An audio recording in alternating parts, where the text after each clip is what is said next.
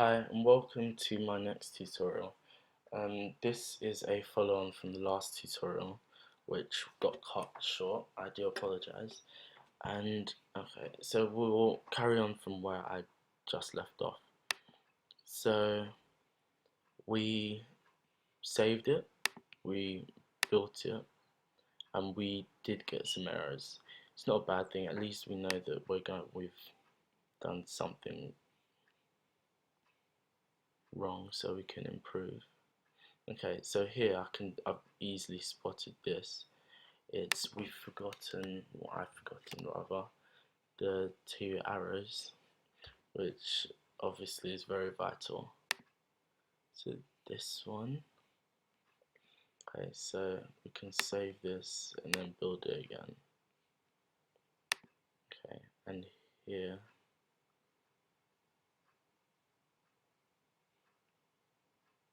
after expression. Here the same thing again.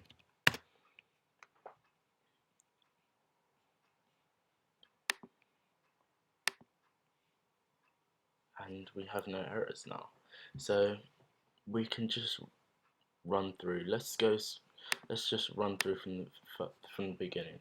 Okay, so this first line of code, this allows us to use the IO stream library, the input output stream library, which allows us to output text or to the user and also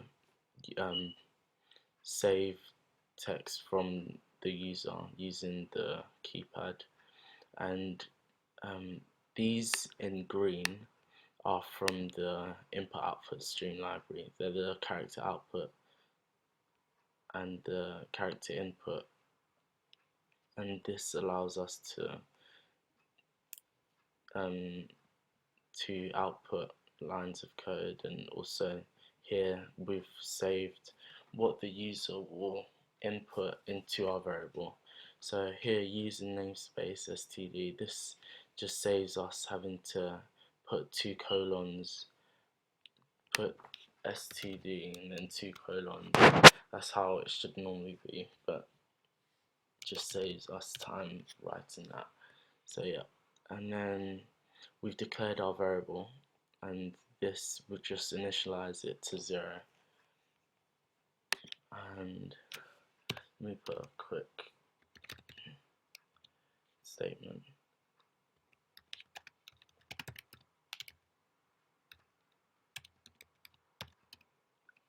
Okay, and this variable we'll use later on in our code. So here I've briefly explained that. That's all for the input, for the user to input,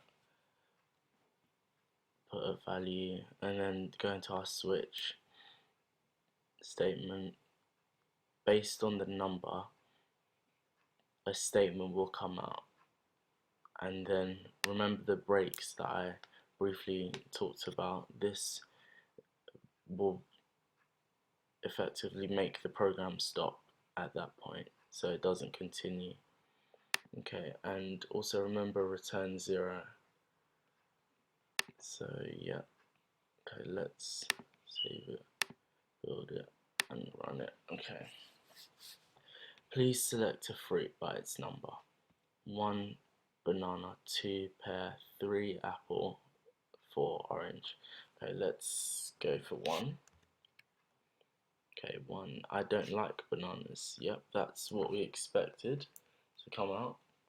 And let's go for 2. See what happens. Yeah, I like pears too. Yeah, that's exactly what the statement we wrote.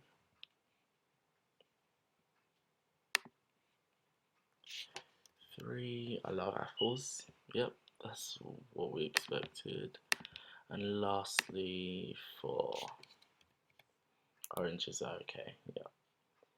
So yeah, that is a simple, very simple switch statement, and it works perfectly as we planned out to be. So yeah,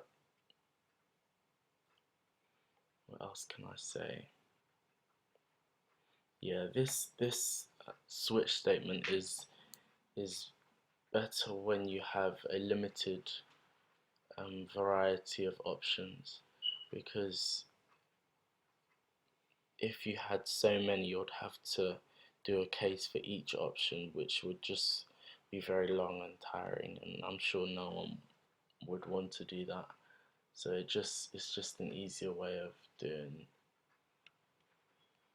doing an option basically. So yeah, that's switch statements done, and that's conditional statements done. Thank you for watching, and I'll see you in my next tutorial. Bye.